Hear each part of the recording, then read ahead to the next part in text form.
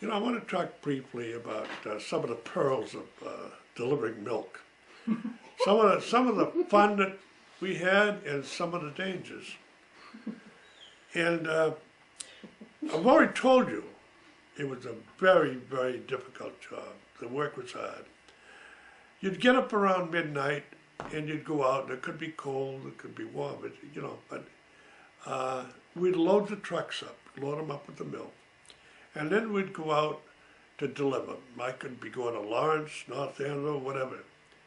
And usually later on I had a truck. I started off with a horse and a sleigh originally. And of course, a horse and a sleigh was the most wonderful thing in the world because you get out there on a cold winter's night. But on a winter's night, having a sleigh and having a horse and you're delivering milk and the sky is just dark, of course, but the stars are out. It's cold. It's the dickens. It's one of the most wonderful feelings you'd ever want to have. And when you're delivering milk, it's not only going up the stairs and all that, these big tenements and apartments. You started out, you had to carry a lantern. Like today's modern milkman might use a flashlight. But I had a lantern, had kerosene in it, had a wick, and you light it, and you carry it in your hand.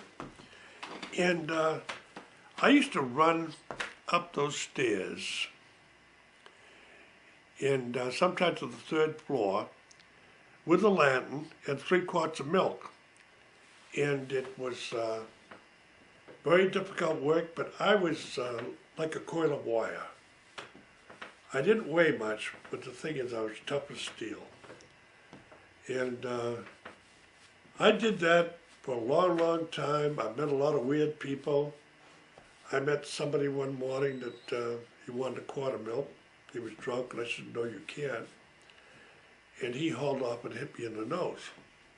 And that's why my nose is crooked today. I never did anything about it. And then, of course, you meet the weird people, and then you kind of fantasize about it. There was one family, he had a hook. But, and he was up on the 3rd floor. And I believe his wife was insane, too. So I used to deliver milk there, and I was scared stiff all the time, you know. But you had those. But it took a lot of courage. Sometimes you get clotheslined. Let me explain what clotheslining is. You'd be running along with your lantern, 3 quarts of milk, and you run in the backyard, and you get a clothesline under the throat here, and it'll throw you on your back, you know. Bottles going all over the place and what have you. Collecting was always done usually on a Friday or Saturday. And those that you weren't able to collect, you'd have to collect during the week, next week. And it's amazing, even some people couldn't pay the 13 cents, you know. Because that was the days of the Depression, when a lot of people were not working, and they were really up against it. So we had to carry some people consequently. So eventually you might lose some money that way too, you know. Then we had the Hood company coming through. Now Hood is very big today. They're enormous. And I remember Eddie was out there delivering milk one day, and Hood man slapped him in the face. So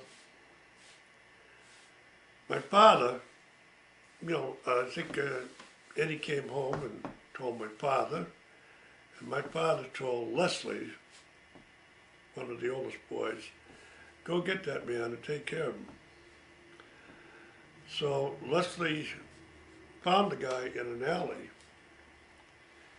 and he beat him up. Then he took his wagon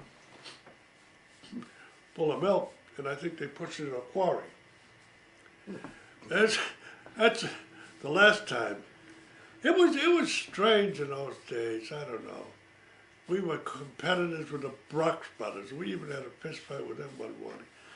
And one guy came up to Earl one time. He's on a wagon with a horse and wagon, He's sitting there, and the guy came up jarring at him, one of my competitors, and Earl lashed out with his foot, kicked him right in the chin. And it was a grim existence, really, terrible. And competitors were pretty rough. One of the tricks they would use is they would take a hypodermic needle and put vinegar in it and put it right through your cap, right into your bottle, and it'd sour your milk, and you'd lose a customer that way. So it was highly competitive and kind of dirty at times, you know. Boy, Harold Bilodeau. I'll never forget that name. He worked for my dad, and one time, he used to drive a truck for us, and he ran into a filling station, knocked over 2 gas pumps and turned over. And so my dad had an edict that he sent out that no one lets Harold Bilodeau drive any trucks anymore. Harold Bilodeau was assigned to help me deliver milk. And I remember one day he was after me, "Please let me drive, Buck, please, please." I said, "No, my father said you can't drive, Harold." "Oh, please, Buck, it's all you, I'm like, "I'm okay." And stupidly, you can read my mind, I let Harold Bilodeau get behind the wheel of the milk truck. It's about 5 o'clock in the morning. And Harold Bilodeau gets in it, and I don't think 2 minutes passed. He went to an intersection and clipped a car broadside with 3 policemen riding home from work. And then he gets out stupidly, he